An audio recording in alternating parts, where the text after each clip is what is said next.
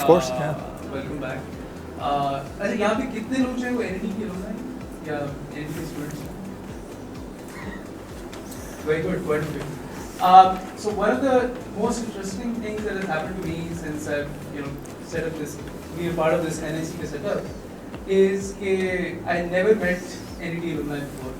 And now wherever I go, there's NIT alumni, from the chief minister to the advisors to the Sindh Mass Transport Authority to wherever I go, there are people from NIT, bankoं के अंदर, IT department के अंदर. So NIT is all over the city, except otherwise, obviously you meet somebody, they don't really tell you I'm from NIT. But That's when true. I tell them I'm from the National Incubation Center, which is an NIT university, Yeah. the next Comes out. sentence is I'm from NIT. It comes out. So it comes out. So, Rehan, tell us a little bit about your time at NIT maybe. At a personal level, I can tell you myself, and I can tell you what it looked like at that time. Some of you may not be able to imagine it, actually. Personally, on a very positive note, I would say that NIT actually helped me discover my own passion to actually build technologies and build products. कि उससे पहले होता था कि आपने metric में you have to get good marks because you're not going to get to Adamji. Adamji was supposed to be, as a good college. And if you don't get good marks, you're not going to get to NIT. So basically, before that, it was more about getting the marks. At NIT, it was more about the first time you feel like there's a purpose of what you're doing. And the purpose was much bigger, far, far bigger than just getting through to the next step. And I think that's the biggest contribution, at least for me in my life, is actually finding what I really love to do. That's the first thing. The second, I've found amazing friends and amazing people who were brilliant, essentially, because they were filtered through the same process, and they were really good people. And to date, they are some of my best friends, and they ended up creating a lot of value themselves. So I wouldn't be, frankly, whatever I could do without NIT. Of course, there was no fees, so I couldn't really afford, perhaps, paying a fee. So not having an institution that gives you that, I think that's another thing. But my time at NIT was actually not as calm here. I remember we were taking some exam, and there was like some noise in the background, and also noise started coming close, and then there were bullets, and they were like people breaking the glasses, and then to the point the proctor says, run. And then we all run. So many times it happened. So I think, but I would say the biggest contribution in NIT is opening the eyes and limitless possibilities. That's why I say this center actually has unlimited potential, because you're going to have people coming together with the right aspiration and right passion and figuring out what they could eventually end up doing and understanding the art of possible. It is an amazing place that NSA could do amazing. So, in celebration of your visit, the government of Pakistan has cut down the HEC budget by half. My flight wasn't that expensive, I can tell you. So, yeah, and connected to that is, Rehan messaged me, 2-3 days ago, what sort of questions you want to ask, or what sort of conversation we will have, and so my thoughts these days are totally focused on, what the government needs to do, how do we fix things, and what are the issues, and what's stopping us, and all of that, right? And he wants me to focus more on cybersecurity, real stuff, building startups, real stuff. What he doesn't get is the obstacles before doing real stuff are very real for us. Of course. and we can see them right in your face. Yeah. And you're like, if our startups will not cross these hurdles, when will they get to do the real stuff? But I think we'll start with the real stuff. Right. And then come back to, Please do. Whichever order is kosher for me. Yeah. So picking problems, right? Yeah. So what do you consider when you pick a problem to work on? I think not just for me. I think for all of you who are potentially entrepreneurs and or aspiring to build something, picking a problem is it could be a very challenging task, because execution is one thing. You can have a playbook, you can learn, this is the way you actually build companies. But when you pick a problem, you have to be very thoughtful. The first thing is what kind of contribution is going to make. Is a very fundamental thing, right? Because when you're building something, it has to benefit someone. And it has to benefit not one, not two, thousands, 10,000s, millions, maybe hundreds of millions, people. It has to. So fundamentally, when you pick a problem, it has to have a huge multiplier effect. I think that's the way we all probably think about, creating impact is the most important thing. And for a variety of reasons. First of all, it is satisfying. The second thing is it's just good business, right? The second thing in picking a problem is you really have to love what you do. At least for me, I can't really do things. I can't at NAD. I couldn't really attend classes, and that's the good thing about NAD. I don't have to attend classes which I didn't like. I just don't have to show up, essentially. And when you're building a thing, you have to really love what you think you're going to be doing. Because otherwise it's going to be, first of all, very hard. There is no easy way to actually build any enterprise, let alone that you don't love to build.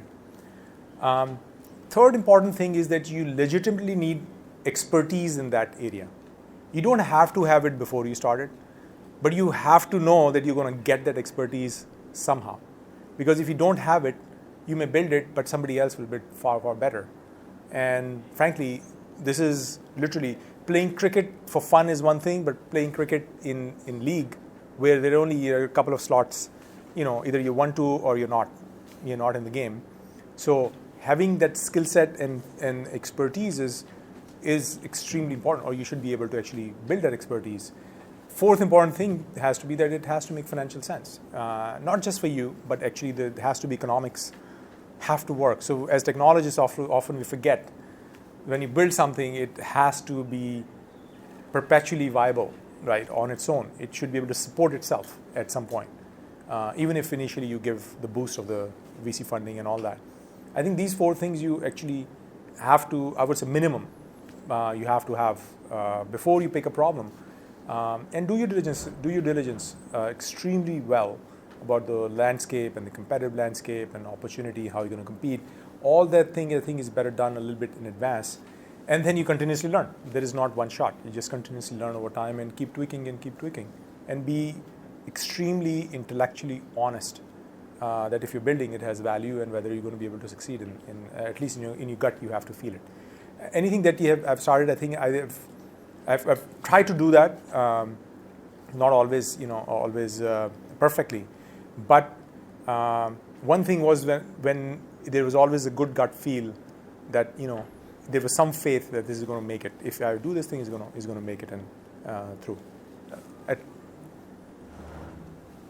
So you've built products which have been successful globally, and what do you think are the most important ingredients in building success?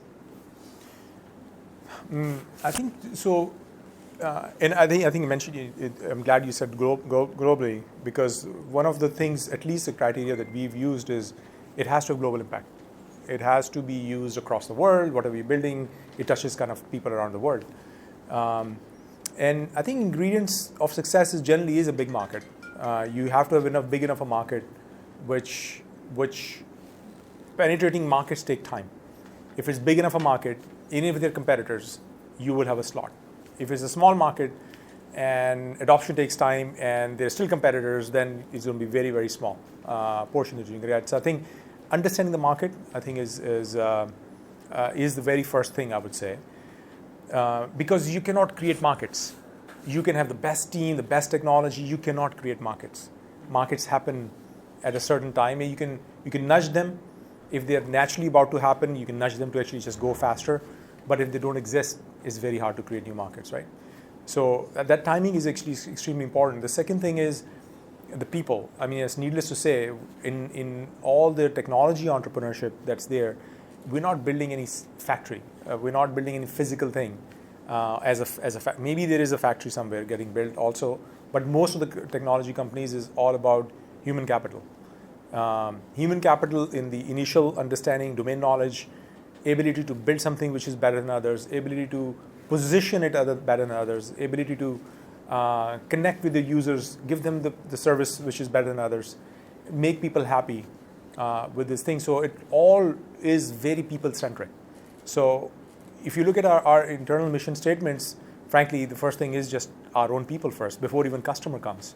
That our people have to be fully connected, they have to be happy, and they have to be feeling like there's a common purpose and a common mission, then, and everyone is responsible for kind of taking that forward. Third thing is, I think sometimes people mix failures and over-celebrate failures. Yes, failures have to be celebrated in some certain fashion, but it's not black and white. And I think this kind of become very fashionable.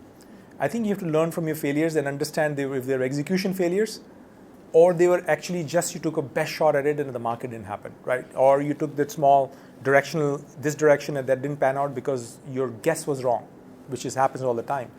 Versus execution failures, which means you can have the best team, you have the right industry, but you couldn't execute. This is a long play.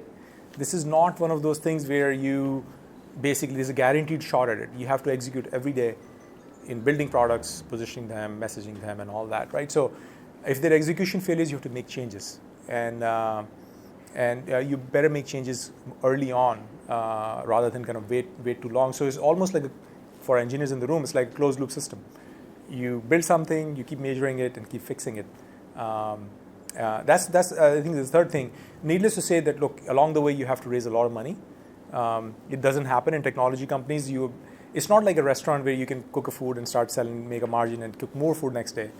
It's like a multiple years of sometimes building products where you have to just make a payroll, and there is no way to actually generate revenue because you're building something which is super complex. It will take a long period of time. So ability to raise money, ability to raise capital, and utilize it and justify that you have done justice with somebody else's money, and basically have people to actually trust you for a long period of time is actually also an important ingredient along the way. And then making sure that it's beneficial to everyone in the team, right? This is not a sate business, right? This is everyone has to benefit from it. So legitimately, you have to make sure that the benefits are spread across for you to basically keep building. So I built Elastica, then I actually Vicorus and Elastica, and before that was Aperto, which was a part of another team. And then now I started another company called Security.ai. And look, the benefit was that most of the team members who wanted to work together just came, right? Because they all had fun. And if hopefully we're going to do, we'll take a crack at doing more fun things at Security.ai. So you built many deep tech products, and all is at a part of it built in Pakistan. So why Pakistan, and what has your experience with the talent and the system and how things work? Yeah, I think so. There is I can easily put a nationalistic kind of an angle at it, but I think reality is that there is some really good talent in this country. There is actually some really, really good talent that exists. Whenever I've done any startup, any company, any product, and even if it was very technical, deep technical products, and first company we built, we had to find embedded software writing microcode on a custom processors, which is hard to find in Silicon Valley. We actually were trying to do it here. Very hard to find talent, but once we found the raw talent, we were able to actually nurture it to actually world-class level talent. That was back in 2005. And that gave me the belief, frankly, the first time that you took a bet on the country in some ways, and that there is immense talent.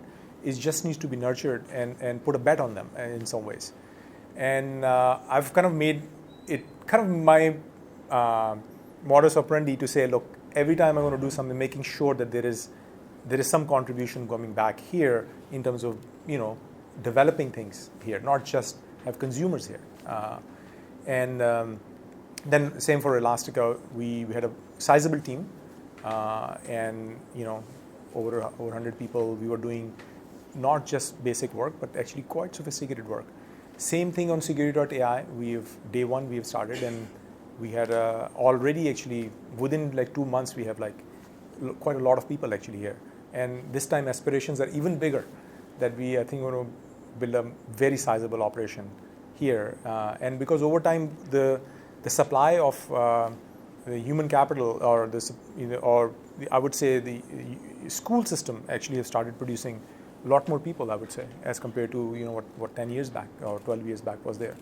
So I'm really hopeful. I'm really hopeful that it actually helps building, not only helps building products for us, but actually helps building the ecosystem, because the same team members, they've gone to different companies over time, and they've been part of different companies at senior positions. So I'm going to continue to do that. So I guess it could also be because they have more access to information online now, and yes, not just a school contribution. That is absolutely, that is true. Years ago, that information was not. That definitely plays a huge role, and I think that's one thing we have to fully utilize, right? It doesn't matter how some people learn. I think the biggest opportunity is that we somehow get comfortable with open source. Open source is actually an equalizer, because the best of the research happens, the best of the people, they put open source out there. And frankly, how do you think China is making so phenomenal products on all dimensions, from search engines to from the AI to chat applications to everything is open source, essentially, right? So I think you want to make sure that is very well understood, that you should utilize the open source ecosystem here. And then learning is what content is not available at this point. It's just, why do you actually even need regular courses in some ways? Yes, you need for some kind of a discipline.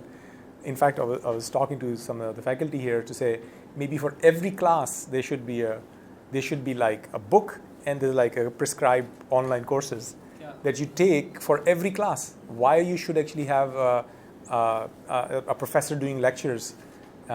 Yes, they can do the lectures maybe, but to solve some of the problems, I think, and we should fully basically make use of that. Frankly, the things that is available on the internet.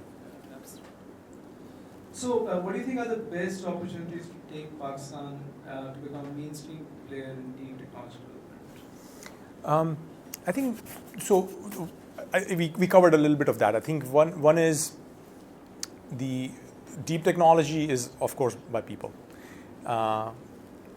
Other thing is important is in the evolution of technology, there are waves after waves that hit, right? If you capture one of those waves, you can actually, it's like when you do some flying, if you capture some right wind, you can actually you go up higher. There are new waves right now. We all know what those waves are. I'm not kind of telling anything which is not obvious. It was very hard.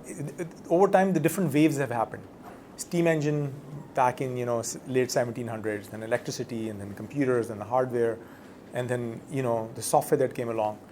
There are some waves of innovation that were very hard to participate as not a developed country, because you need to have various disciplines in various industries to be lined up properly, and for you to actually capitalize on it, right? Now, what happens is when you create something new, it creates, of course, value for the rest of the world, but the people who create things, it's a disproportionate more advantage to those nations, right? Whichever nations created, electric generation or computers, they had a disproportionate advantage to their own prosperity of their own nations or their own people. No question, we are a beneficiary of their creation. We are all beneficiaries. There's lights and air conditioning, and this would not happen without human creativity and with human creation. But the beneficiary we are, but they are probably a million times more beneficiary, right? Because they participated in those waves and they kind of made the world better and made themselves better. But there is a waves right now in which actually you can participate. There is not much capital needed, and I'll explain to you what that is. If you wanted to basically need computers to actually write your software, and that itself was a capex spend. These days, like cloud computing, you don't even need to know where the hell the computer is. You just don't even need to know if the code is going to run. Sometimes you don't need to know if you have to have a virtual machine. Just throw the Lambda function in AWS. It will run somewhere. So, which means it is not about the infrastructure to create new things. It essentially is about what you're going to create new things, right? So, and that is a very unique time. We as a country can actually participate in that without actually having any legacy disadvantage to us, right? So I think we need to latch onto it very, very quickly because it's going to pass. It's going to pass, and then we're not going to be actually able to wait for the next one. The second important wave that is, so cloud happens to be the first wave. And because of cloud, because of the immense amount of compute and the GPUs that are available and the storage that is available, now you have AI. And AI is no question about it that is going to transform each and every facet of life, each and every, from your financial systems to your normal way, whether you drive or you don't drive, essentially. Which means every industry is going to transform. Just like every industry software came and transformed it, AI is going to transform it. And there is a very different skill set that is needed, and also doesn't require any legacy advantage or disadvantage you don't have, right? So I think that's why these two big waves, which are there, we gotta make use of it in a very prudent fashion and create things that we can export globally. Because creating things for local consumption is good, for sure, definitely very good. But when you create something and start exporting, that's when the real delta comes in, right? What do you think is Pakistan's top 10 exports right now? What are those? They're all agriculture oriented. Whether there is cotton, which is also agriculture, and not much of innovation on top of it. Not much new advanced innovation on top of it, or it is actually raw agriculture products, right? So we are living literally in agriculture era, still in terms of our own value creation to the world. And I was just actually highlighting that in the agriculture era, the GDP doubling time was about 900 years. It will take from 1 trillion to 2 trillion, let's say if it was double world GDP in agriculture era, was actually 900 years. You know what the GDP doubling time in the information age was like 2 years back? It's changed again. Take a guess. It's 10 years. From 900 years to 10 years. So nations who are actually creating information technology products, their GDP could double, like within 10 years. Whereas if we're going to stay in the agriculture era, our GDP is not going to make any dent, essentially. We're going to have no change. So we can't be just building things for local consumption. Yes, it's great. We should do that. But also think about global application and global uses of the technology, and go basically try to create stuff. And it is very fulfilling. It is extremely fulfilling that if you build something which people around the world can actually benefit from it, and it's very rewarding for local ecosystems. So I think Pakistan is an amazing shot at. There's no disadvantage at this point, regardless of government policies and regardless of. I know you're coming to that. I think you can keep this. All right. I think this is working out. Yeah. So, So if you would imagine Pakistan as a startup, and we have an asset which is not cotton. It's a lot of young minds going through universities. There are 3 million children right now going through some sort of college university experience across the country. And do you think building clusters can play a role in unlocking a lot of this talent? Because, for example, your company with 100 employees in one place has a certain amount of impact within the ecosystem. But 100,000 people, coming together with 1,000 companies each employing 100 people, and then being able to interact with each other on a daily basis, regular basis, would probably transform all of them much more. I think that's definitely can play one important role, and it has again other dependencies on it, because first you have to look at what are the ingredients to build one company. So I think those ingredients have to be kind of put in place, right? And they are coming in place. They're enablers that are kind of coming in place. Once you have those buckets of kind of companies kind of either getting formed or already in existence, and if you can connect them somehow, it definitely it could be very, very beneficial. No question about it.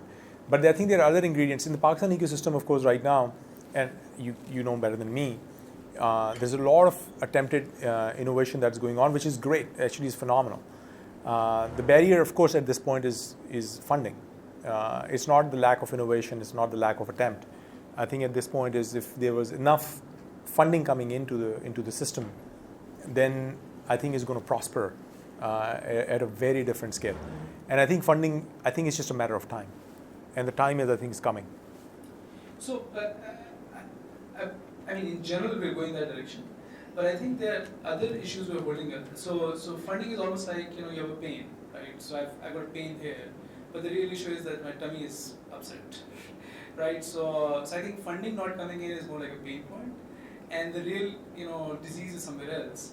And that disease to me is on the regulatory side, which is, for example, how money comes in, how it goes out. It's how we tax our businesses, and so for example, you're starting a company, and the way our taxes are applied, withholding tax or sales tax, and how transactions happen. So, do you have any understanding of how things happen here, or even if you don't, let's just talk about what would happen to a company like Elastica, registered in Delaware, and how things would work out for you from a taxation perspective, from a money movement perspective. Yeah, I think so. Look, you're much more conversant. And you would know these issues much better. I have a limited scope, first of all. My scope is tied to actually being able to start an organization here and then fund it to a point that we can create R&D, and then ability for us to actually go sell that technology outside. And that has, I think we have been able to do that. It, I think, is definitely possible. Now, we were not in a situation where we had to take the money out from here. And I think that may be one of the bigger things, that if it was a company that was headquartered here and money had to come into the system, and then when you actually have some kind of a liquidity, then you want to take the money out, it should be very, very transparent. It should be no risk, essentially, guaranteed no risk. Because if you have any semblance of any risk, money would not come into the system, because if you're going to take out the money. And I think that fluidity of flow of money actually has to be there, and that's cannot be solved by you and me or individually. Of course, it has to be with the help of the regulation itself. So actually, the way I see it is, we're all citizens of this country, and we have to fight this case for all of us to fix this. And the challenge with that is that fluidity is not here.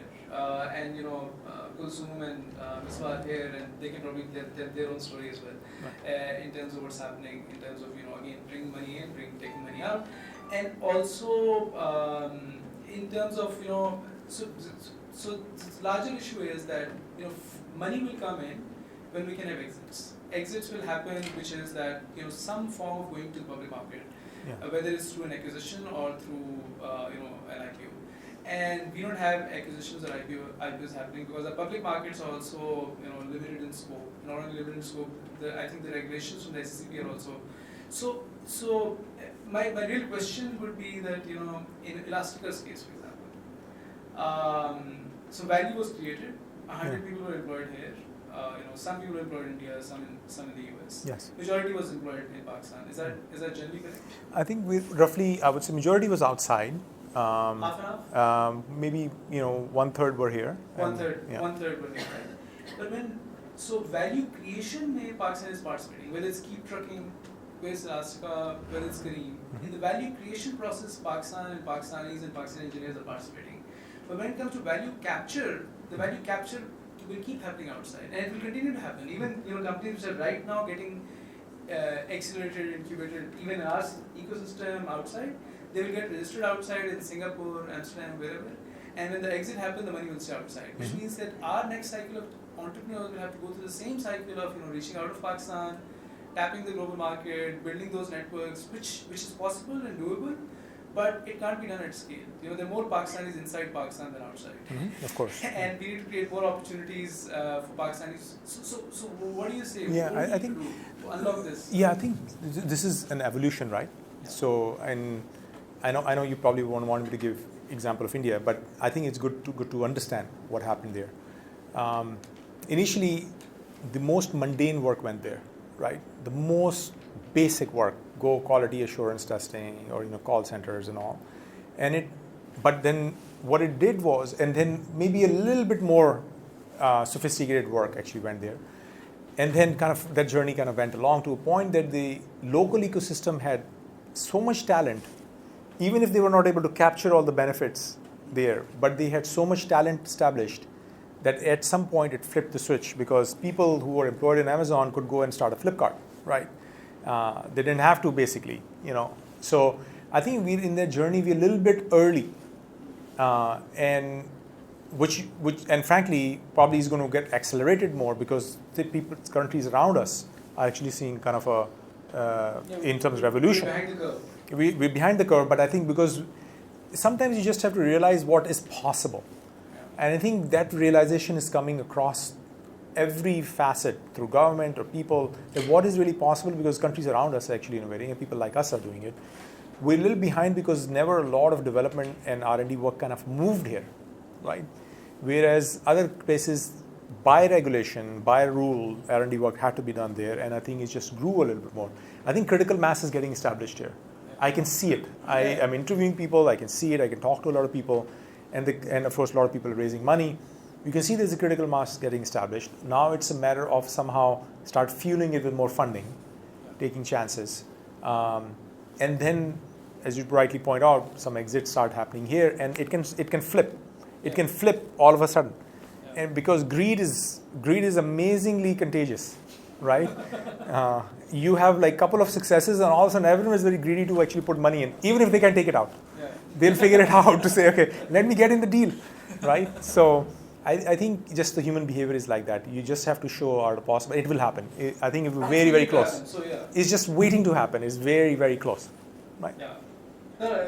And by the way, this is a prime example. We wouldn't have NIC 5 years back. We wouldn't have all these people sitting talking about entrepreneurship like 5 years back, right? No, we're just being impatient. This is a good thing, good problem to have. Things are happening. We're just impatient. We want things to happen today instead of 3 years from now. So we'll take some questions. Tarek?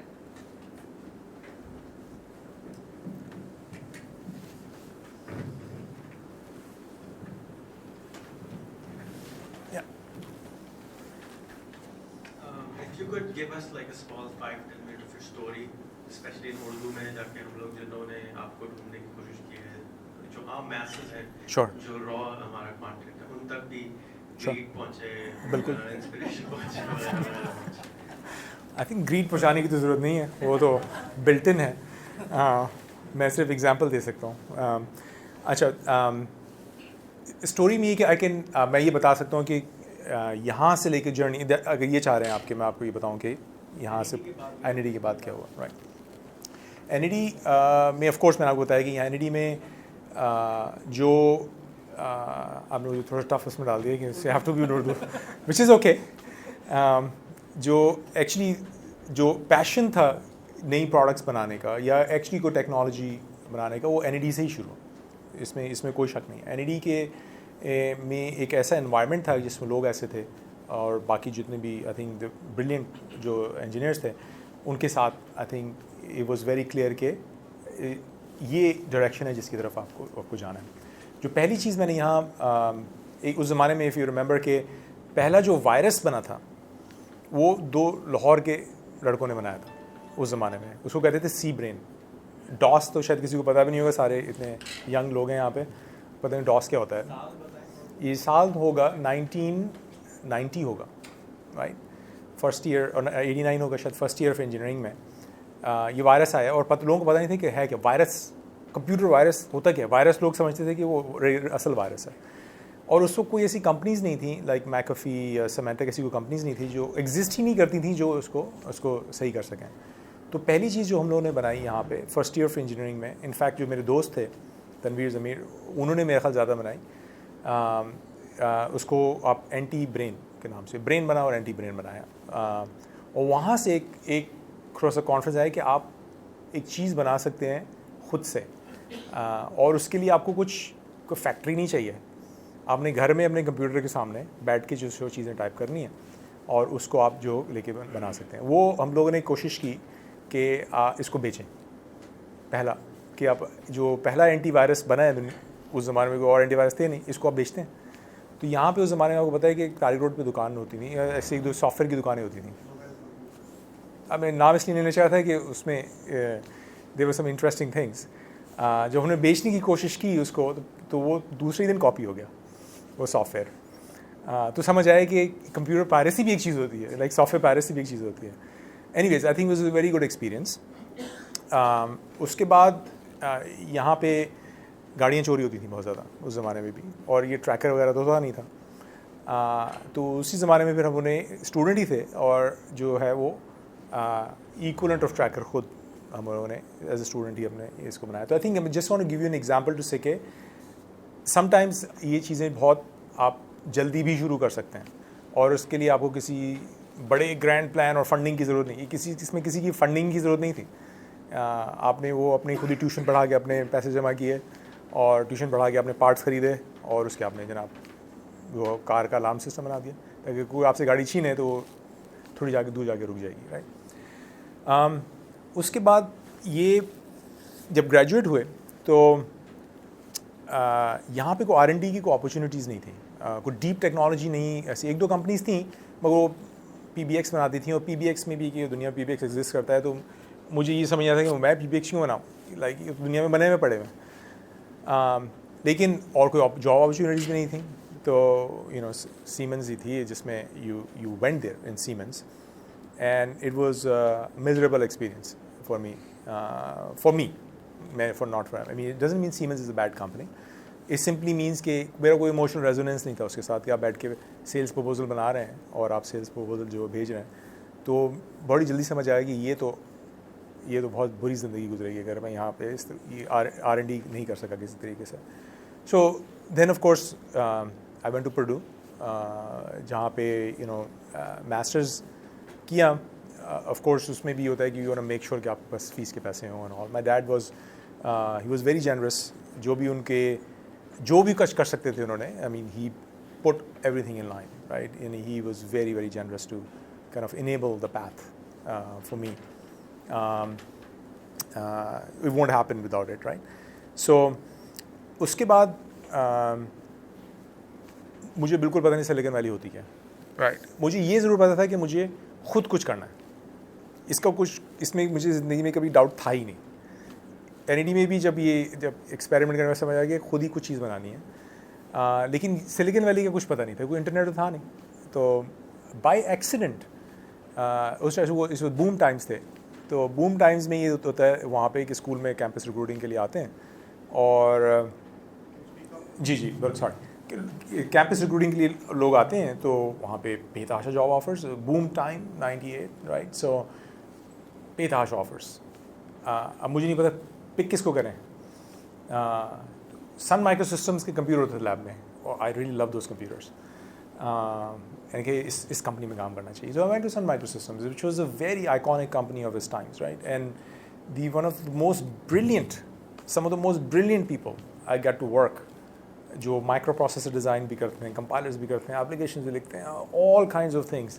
I got to work with them, right. This is 98 سے 2001, right. So microprocessor design, GPU design میں I went there as an engineer essentially. اس کے بعد مجھے یہ لگا کہ یہ جو میں کر رہا ہوں اس کا ہے بیک, لیکن مجھے سمجھ نہیں آ رہا تھا اس کا, it was not clicking to my mind کہ یہ اس کا امپیکٹ اینڈ یوزر کو کیسے ہو رہا ہے, بیکاز پروسیسرز تو اور بھی ہیں. سو مجھے کوئی ایسی چیز کرنے کی ضرورت تھی ایموشنلی جس کا مجھے صرف ڈائریکٹ ٹچ سمجھ آ جائے کہ اس کا بینیفٹ کیا ہے. تو وہاں پہ ایک کمپنی شروع ہو رہی تھی سلیکن ویلی میں, جو اس زمانے میں آپ کو یاد ہو کہ انٹرنیٹ تو ہوتا نہیں تھا, ڈائل اپ ہوتا تھا. 2000 میں یہاں تو ڈائل اپ تھا, رائٹ, اور کافی جگہ پہ ڈائل اپ ہی تھا, اور یہاں کی DSL لائنز وغیرہ کے اوپر بھی آپ ہائی اسپیڈ نہیں چلا سکتے تھے. تو ایک ٹیکنالوجی بن رہی تھی جس کو اس زمانے میں براڈ بینڈ کہتے تھے, کہ آپ انٹرنیٹ کو وائرلیس کے اوپر دے دیں تاکہ آپ کو تارے بچھانے کی ضرورت ہی نہ پڑے. تو یہ بڑی مجھے سمجھ آئی کہ یار یہ جو ہے نا, یہ اچانک انٹرنیٹ پوری دنیا کے ڈس ایڈوانٹیج کنٹریز کو بھی مل جائے گا. So I left Sun Microsystems and jumped into this thing. وہاں پہ میں of course from silicon design and all that, مگر اس کا مشن بڑا کلیئر تھا. اس کا مشن یہ تھا کہ جہاں پہ انٹرنیٹ نہیں جا سکتا وہاں انٹرنیٹ لے جائیں, رائٹ. وہی اچھا وہ اس میں میں چیف آرکیٹیکٹ بن گیا اس کمپنی کا and all that. I didn't start it but it was started from very early. I think 20 لوگ تھے. اپورٹو نیٹورکس, اسٹینفرڈ کے PhD تھے جنہوں نے اسٹارٹ کی تھی. اچھا اس کی وہ جب کمپنی 5-4 سال میں نے وہاں پہ کام کیا, پھر مجھے لگا کہ یار یہ جو چیز اگر موبائل کے اوپر چلی جائے کسی طرح سے, اتنی ہی ہائی اسپیڈ جتنی آپ فکس کے اوپر دے سکتے ہیں مول پہ چلی جائے, تو اس کے لیے کیا ایسی ٹیکنالوجی بنے گی. تو وہ اس کے لیے پھر دین I started my own company. اس کو وائکورس, اس کو 4G نیٹورکس, آف کورس سب کو پتا ہے 4G نیٹورکس کیا ہوتا ہے. اس وقت 4G نیٹورکس نام نہیں تھا اس کا.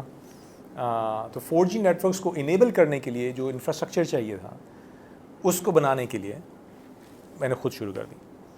آف کورس اس میں پوری جرنی ہے کہ آپ اچانک شروع کر رہے ہیں ایک چیز, اور آپ فنڈ کیسے ریز کریں گے, کبھی آپ نے کچھ کیا نہیں ہے. سو سیڈ منی سے لے کے اس کو پروو کرنا کہ آپ ٹیکنالوجی بنا سکتے ہیں, ٹیم بنانے سے لے کے پھر بڑی فنڈنگ ریز کرنا. سو اس وقت جو بگیسٹ انویسٹر ایکسل تھا, ایکسل نے بعد میں فیس بک وغیرہ, I mean these are the investors of Facebook, they funded that company. And then جو یونائٹڈ اسٹیٹس میں جو ون آف دا ارلیسٹ جو 4G نیٹورک جو لگا, وہ ہم لوگوں کے اکوپمنٹ کے اوپر لگا اسینشلی. اور جو ہمارے پرائم کمپیٹیٹرز ہوتے تھے اس زمانے میں, اب تو کمپنیز ایگزسٹ بھی نہیں کرتی, وہ Motorola, Nortel and Nokia, Siemens and all, we used to, and Huawei, we used to compete and actually, do better than them, and we used to win against them, right? So not only, the key thing ہے کہ not only کہ آپ نے ایک نئی چیز بنانی ہے, وہ ایسی ہونی چاہیے کہ وہ دنیا میں سب سے بہتر ہو, ادروائز آپ کا چانس کوئی نہیں ہے. اگر آپ نمبر 1 یا نمبر 2 نہیں ہیں تو it's a very miserable place to be in, right. So I think یہ ضروری ہے کہ آپ جو چیز بنائیں وہ it has to be in the bleeding edge, and it has to be high up there in the ranking. Ji. What you're saying is that Pakistani actually created 4G networks. A part of it, absolutely. So agar hum log purana aap banaye to taaliyan bajaa sakte. I mean, and اس کی میں آپ کو یہ بھی بتاؤں کہ اس میں not only کہ میں اکیلا تو کوئی کمپنی نہیں بناتا, جو اس کی کافی ٹیم تھی وہ پاکستان میں تھی, رائٹ. اس کو جو ڈیپ پیک انسپیکشن کا کام ہوتا تھا پاکستان میں ہوتا, جو سب ایکچولی کافی مشکل کام تھا, which means goes back to کہ ٹیلنٹ بہت ایگزسٹ کرتا ہے یہاں پہ. اس کو نرچر کرنے کی ضرورت تھی. پھر وہ کمپنی بک گئی. اس کے بیچ میں آف کورس ایسے ٹائم بھی آئے کہ لگا کہ اب یہ بچے گی نہیں نا کمپنی, کیونکہ بیچ میں ریسیشن آ گیا یونائٹڈ اسٹیٹس میں, اور ریسیشن میں infrastructure companies were like wiped out. We actually survived and we thrived, in fact, luckily, and of course luck has to play its own role. That company was acquired, and it was only one of the very few acquisitions at that. Abhi to like there's so many acquisitions happened, there were very few acquisitions actually at that time, in that era, after post-recession. Then I realized کہ technology جو ہم وہاں بنا رہے تھے deep pack inspection وغیرہ کی, اس کو سیکورٹی میں بھی استعمال کر سکتے ہیں. اور کلاؤڈ آ رہا تھا, SaaS applications اور cloud was emerging, اور اس میں ویری کلیئر تھا کہ یہ جو سیکیورٹی ہے it can be disrupted. کیونکہ پرانا ماڈل یہ تھا کہ آپ اپنے سرورز خود لگائیں گے اپنے آفس میں, ڈیٹا بھی وہاں پہ ہوگا, میل بھی وہاں چلے گی, اپلیکیشن بھی آپ کے آفس میں چلیں گے, اور لوگ VPN کر کے اس کو استعمال کریں گے. بڑی انٹرپرائزز میں یہ تھا. نیا ماڈل جو آ رہا تھا اس میں تھا کہ اپلیکیشن کلاؤڈ میں ہوں گی, اور آپ کا جو کمپیوٹر آپ کی جیب میں ہوگا, تو سیکیورٹی کہاں ہوگی, رائٹ. سو اس کا 2012 میں وی تھاٹ کہ اس کا ماڈل جو ہے نا یہ چینج ہوگا, and we better be the ones who actually build that. So اس کو پچ کرنا شروع کیا 2012 میں. آئی تھنک 80% جو سیکورٹی سیسوز تھے انہوں نے کہا you are on to smoking something, like here is the door, neither ہم گونا یوز کلاؤڈ, میں کلاؤڈ کیوں استعمال کروں, انسیکیور ہے, اور کروں گا بھی تو تمہاری سیکورٹی کیوں استعمال کروں گا. I think to truth be told کہ within 2 years, of course we kept pursuing, we built the same thing. That technology, اس کا نام بن گیا کہ CASB ہوتی ہے جی, اور وہ 3 سال تک دنیا کی سب سے امپورٹنٹ سیکیورٹی ٹیکنالوجی کنسیڈر کی جاتی. اس کے بعد فرام 2014, 15, 16 کہ every company must have it globally, right? And the company that we built, it became number 1 actually globally against all big companies. To the point کہ جو سسکو جیسی companies تھیں وہ اپنی پرائز لسٹ پہ ہماری پروڈکٹس بیچتی تھیں, ٹیلسٹرا جیسی کمپنی ہماری پروڈکٹس بیچتی تھیں. سو اگین پوائنٹ بینگ کہ if you are building a deep technology product, you better be number 1 ideally, and but no less than number 2, right, because beyond that is just not very good life. And we were very successful. In fact جب Symantec نے خریدا تو بڑی company سے try کیا اس کو خریدنے کا, مائکروسافٹ نے اور باقی کمپنیز ٹرائی کیا, نہیں ہم we didn't sell initially, but then we were try to go public along with Bluecoat. So we merged with them, and then Bluecoat was acquired for $5 billion, close to $5 billion as a combined company. And within Symantec दुनिया की सबसे बड़ी company है cyber security में. That product was number one every quarter for 8 quarters.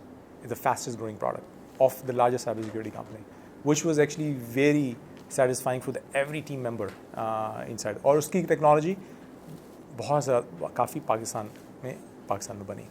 Of course, at least 1/3 लोग जो यहाँ पर पाकिस्तान में थे. So it was very satisfying. Then I left Symantec. I've started another company called Security.ai, which is AI for cybersecurity and some very interesting things in it. We're still in the stealth mode, but we've grown to about 100 people again within like 3 months. And inshallah, it'll be a good attempt, good-hearted attempt at building something new. Hopefully, that was the journey. Yeah. Next question.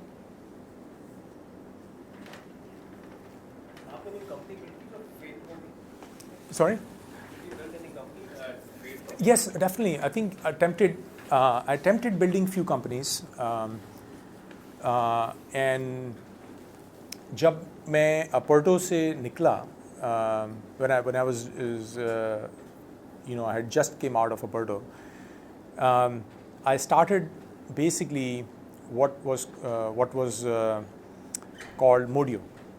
The core thesis of Modio was that Netflix at that time was the model that if you could order on the internet, but they would ship you a DVD, right?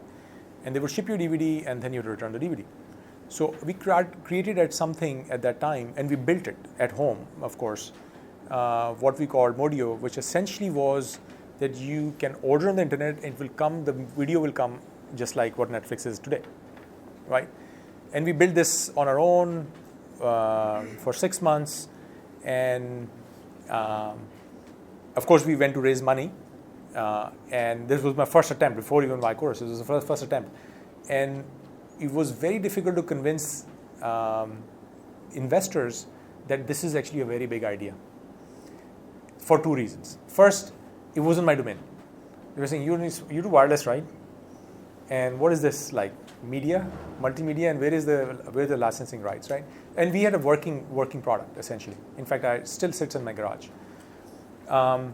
It was not possible to actually raise money for that company.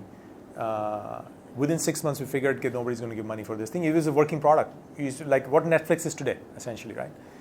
And then we tried to tweak that into something else where it won't have like movies or something else, but in fact sharing videos and pictures and so forth between people. But it was ahead of its time.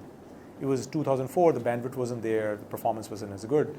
So we were just too ahead of our time at that time. Couldn't raise money for that either. Within 2 months, I figured this is not. And then I switched to basically wireless. The reason of failure was ahead of time, not the execution. At that time, it was ahead of time, for sure. So, and part of the reason of failure also was, I think, not having the domain expertise in certain area and ability to convince somebody that it's okay to not have domain expertise in certain areas. That leads to the second question. How do you identify if it is ahead of time? Because you always try to do something which is not present today, right? Yes, so I think too far ahead of time is as bad as too late. How do you identify that? Because I think it's a legit reasons. Why we identified that in particular reason is the bandwidth was not sufficient. So download would take a lot of time, which means yes, bandwidth would grow at certain time. You can say just wait 2 years and the bandwidth will be there. So, but 2 years means you have to sustain somehow 2 years. That's called ahead of time, right? The second thing ahead of time was the mindset of studios to give movies and videos in electronic form to somebody who can copy it and not actually have been pirated. Comfort level wasn't there, right? So both were, one was psychological, where technically it was possible to secure this multimedia content with the DRM and all, but the business models were not there. So I think these two were the primary reasons where we concluded that, look, this is actually ahead of time. And being far ahead of time is as bad as being late. Just one last Of course, please take your time. Yeah, I mean, how the perception of Pakistan has changed in the last 3 to 4 years, especially. I remember like 2013, 14, people used to outsource things in Pakistan.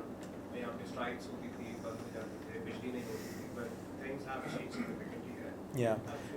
So how the perception has changed, or is still just the same in the US? It hasn't changed much. Yeah, I think it has changed in the minds of people who are more aware, like me, or people who are kind of now thinking about it because they are, or people like who are from Pakistan. I think in their minds it has probably changed a little bit, but in the minds of people who have 1 or 2 degrees of separation, there is no change. To be honest, right? So it is always a bit of a convincing and a struggle to actually tell people that actually this is a phenomenal place. Trust me, I'll take care of it, right? So it is always like that, right? But I think again, it's an evolution, right? At some point there'll be enough good results out of it, and at some point there'll be, and look, those concerns are very legit concerns. When you give money locally here, and whether it be abused or not, our court system is not very good. If something goes wrong with your company, I personally know what hell can happen, right? There were 2.5 million cases pending in the court system here, right? So while we have sumoto and all that keeps going on, so we have no structural change there, right? So those are legit, very legit. If you're honest to fixing the system, then you know the problem with the system. So I think perception, it has some good reasons, I would say. So curious, courts is one. What are the other key issues that people that when you're explaining that I would go to Pakistan and do it, what sort of explanation? I think main concerns is fundamental concern is security. Fundamental concern is the continuity of the work is going to be there or not there, right? Like if it's a mission critical things that I'm going to do there, and all of a sudden the people can get to work or something happens, then that people can't imagine that. Here it's probably 1 or 2 days, roads being closed is fine. People can't imagine that. I think I understand that. Second is sometimes legal system not giving support. If something goes wrong, the legal systems there will take care of it. If somebody steals your code in US, and if you prove they stole it, they're done. The FBI will be all over them, and there'll be a system on your side essentially. If somebody steals your code here, good luck, right? So it's gone essentially. So I think the legal system giving you protections, I think that's the other thing people try to be very afraid that, if something goes wrong, who am I going to go to, right? So these are the biggest things. And third thing, it used to be like, sometimes people used to think that is whether it will have the same work ethic. I think that can be explained. That can be sure that, look, work ethic here could be as good as better. People are passionate about getting their things in place at a personal level. When you talk to a person and when they're the part of your team, they can be as good or better. And that is the biggest bet you're putting on, essentially. That this is good enough to actually overcome the rest of the other things. You have to convince based on that. Rehan, my question for you, we are living in post-American world, and I think Silicon Valley is not matter now. Most of the startups are coming from Australia, like Atlassian, Germany, Strides, and all over the world. Yeah. Have you considered starting a startup purely based in Pakistan and pitching Pakistan in an international platform? So because the world is open now, Yeah. we don't need Silicon Valley funding and everything. So we can. Do you have any plan in the future, you can start a startup, like you did very remarkable things. I came to know about it back in 2005. Micro has made you outsource for you 3 click marks. So I am a fan since then. So have you any plan starting any startup purely from Pakistan? Yeah. Let's raise the name of Pakistan from. Yeah, I think this is really a good question, actually. Although being a fan of Silicon Valley rubs me the wrong way. But But this is a very good question. And I think there is examples of it because the level playing field, the playing field is being leveled actually, frankly, in terms of the advantages to other places which are there. I'll share why. What was the let's say if you were 10 years back, you were trying to build a silicon or processor, right? You just can't imagine building anywhere else, right? Because the whole ecosystem of the tooling and the libraries and this, that, and all is just very proprietary, right? Either you have it or you have the team who can do it from scratch, or you don't, there's no chance. With open source and all the online information that's available, including the courses, I think it has really opened the door for other places to actually innovate, in many areas, not all areas, like in many, many areas, especially when there's software involved, right? So hence you see China is taking the most benefit at this point. It is just because of those open source, I would say. And I think Pakistan should, no question about that, right? I think you're already seeing that happening. You're already seeing a lot of, especially on the consumer side, many ideas which are for the local consumption, you're going to see natively grown built in Pakistan, essentially, right? And I think it's going to happen. It's happening already, right? So now, if I were to do a consumer product which is anchored in the market is Pakistan, is unquestionable you should be just doing it here, right? Why would you not do it here? Because the talent is there, you can put money here, and you do it, right? So, and I think that is absolutely possible, and maybe I contribute in terms of funding here. My own domain is actually enterprise. In the enterprise, its equation is slightly different. In the enterprise, you have to compete in the global markets, and often you have to compete with the largest of the companies at a different scale, right? And they're having talent pool available, like especially in AI and especially in more sophisticated areas, which are still doesn't exist here in a wide form, is better to actually have that advantage. I think the right combination to build enterprise startups, even today I can tell you, is actually Silicon Valley presence, and then local presence, and then tap into the funding environment, because you cannot raise money in Pakistan. It's just not possible for enterprise products at the scale in which you need to actually compete in the global markets. अगर global markets में आपने company बना के आपने you need to raise, let's say, $100 million. Who will give money in $100 million for Pakistani entity right now, right? So not going to happen today. It will change. Consumer products, you're going to see more and more. It was at few hundred K, it's going to go to 500,000 to million, and it's going to keep growing. And I have no doubt in a couple of years, and maybe faster, there'll be native grown companies, and I may be participating in those. Right? Here, Rehan. So, Yeah. So I interned at Elastica a few years back in my university days, and you have mentioned about security.ai a few times today, and I know a lot of people from Elastica who are now working at security.ai. So can you tell us a little about what you guys are cooking there? Yeah, you have to join.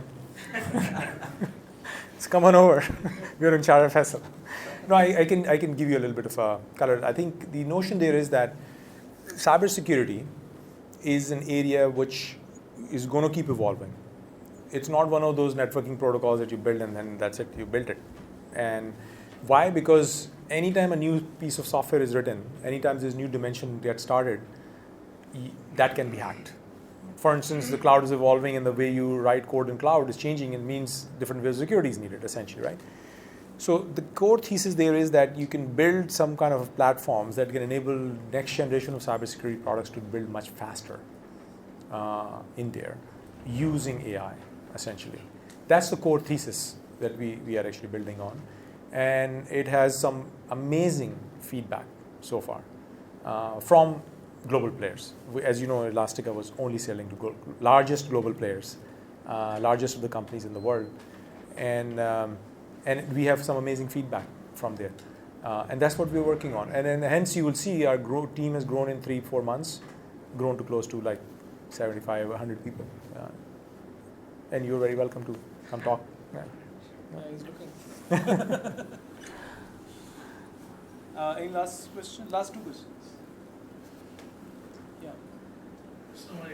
Assalamu बहुत अच्छी opportunity मिली है आपसे एक सवाल करने के लिए because पहले भी आपने काफ़ी स्टार्टअप्स किए हैं अभी भी करते हो देखें इंशाल्लाह आगे भी आप करते रहो इंशाल्लाह। तो मेरा सवाल ये है कि आप जब आप स्टार्टअप्स देखते हो या कंपनीज को देखते हो तो वो कौन सी चंद चीज़ें जहाँ आपको देखते लगता है हाँ यार ये कुछ कर लेंगे ये कुछ कर सकते हैं वो कौन सी क्या नाम है कैरेक्टरिस्टिक्स हैं जो आपको फील महसूस हो जाता है और फिर आपने बाय एक्सपीरियंस देखा कि हाँ यार ये इन्होंने कर लिया मुझे महसूस हुआ था।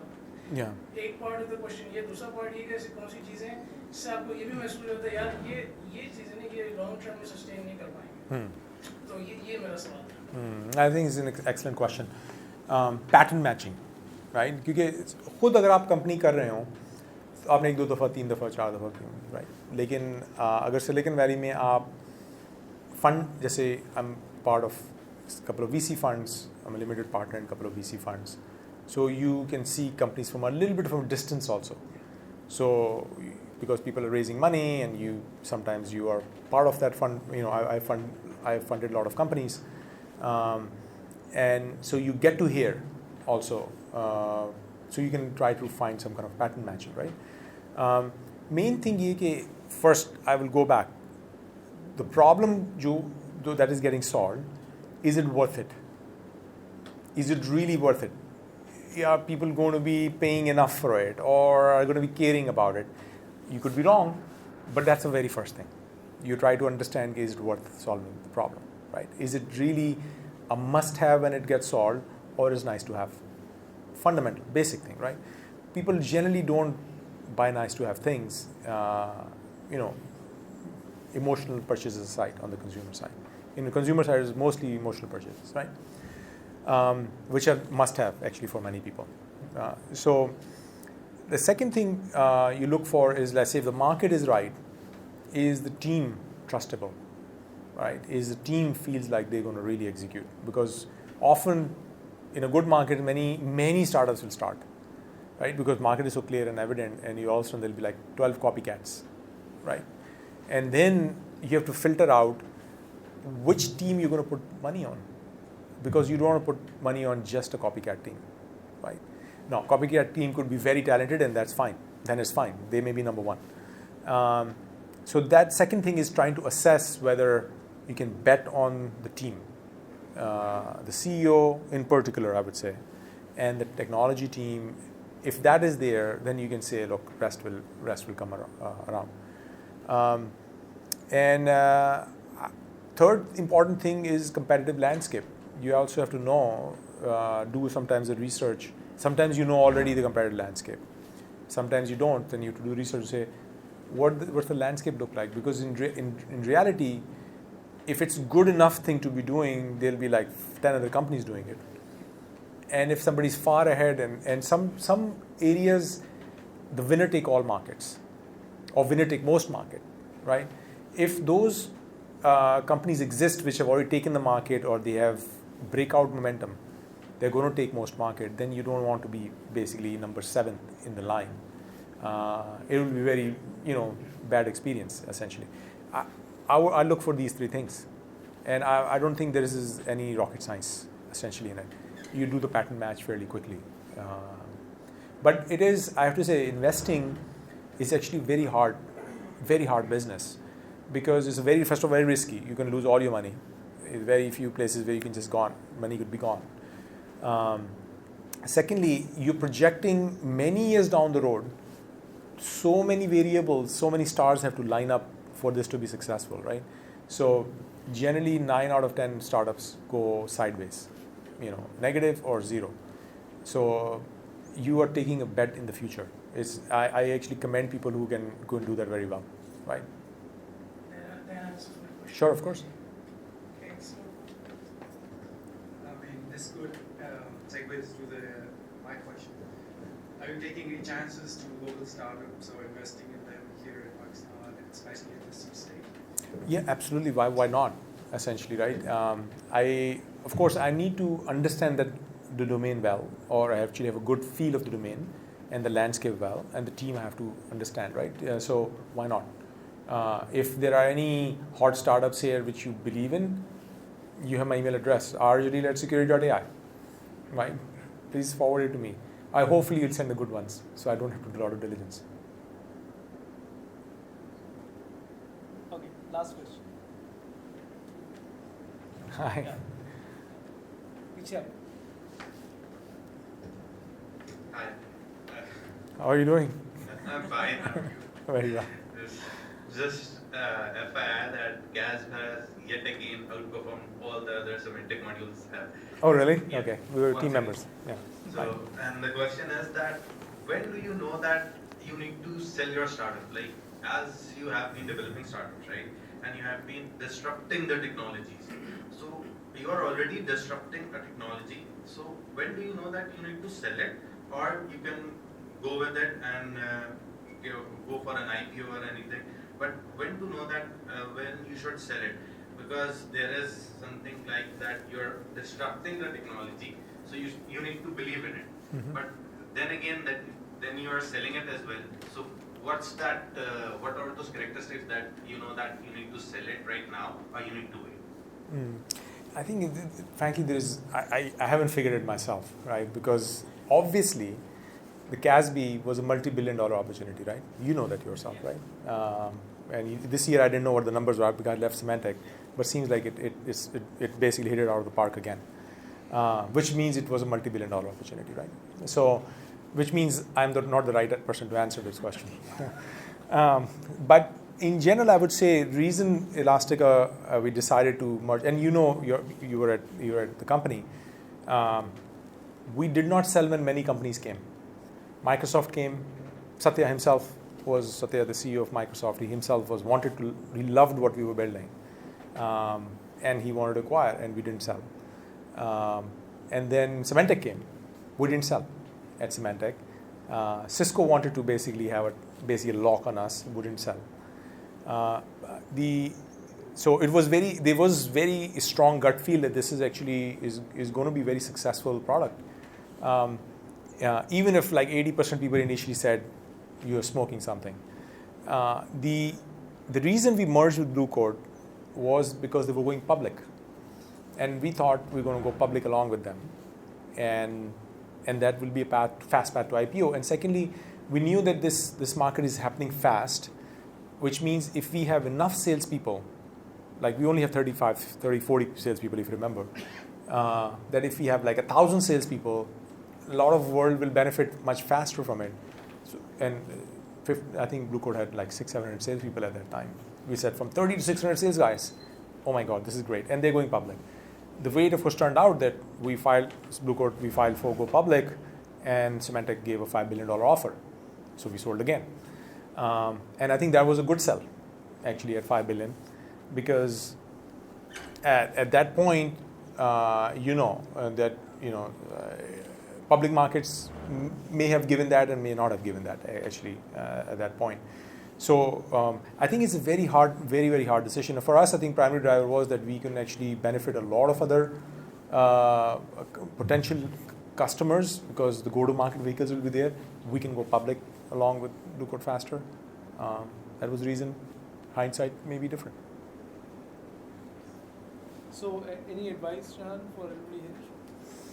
I think, look, I'm in no position to give you advice. You're very smart people. That's why you're kind of spending your time here along with NIC and trying to make something out.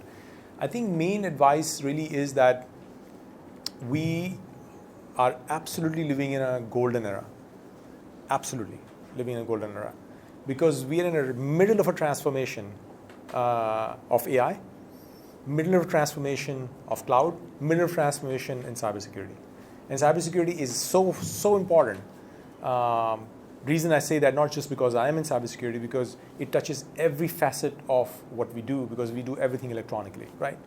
So, and even national security is going to be relying on cybersecurity because you don't need fighter jets to actually take over a country. You can just take over the power supply and water supply, and you'll be done with it, right?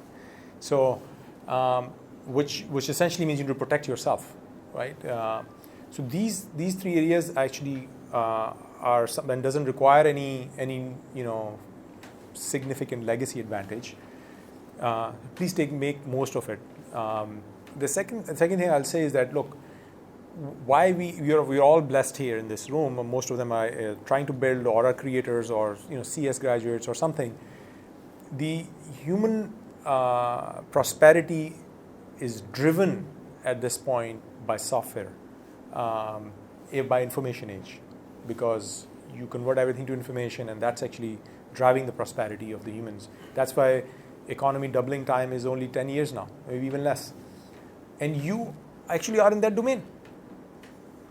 Why would you not create things yourself or be part of some organization which actually create things, which benefits millions and hundreds of millions of other people, and you would reap benefit disproportionately more because you're benefiting so many other people, right? So this is one profession which has disproportionate impact on the rest of the world. I can't see any other profession which has this kind of impact. And if you are part of the profession, why would you not make most use of it at this time? Especially when you have like such a fancy places where you would feel to go is hang out anyways, right? And I'm sure he's a pretty nice guy. Yeah. So generally, right? So I think that's my advice. Make most use of your time. Look, other thing I was just talking also earlier, like when is a good time to actually do this thing is actually just now. How long you're going to be dead for? We're going to be dead forever. Like in a typical 70 years age, I'll be in grave for maybe 500,000 years before I become a rock. So I'll be dead forever. And I'll be alive only for like very small time. Let's make most use of it while you actually have a great opportunity here. That's the only thing I think for myself. It's not my advice to you, it's advice to me.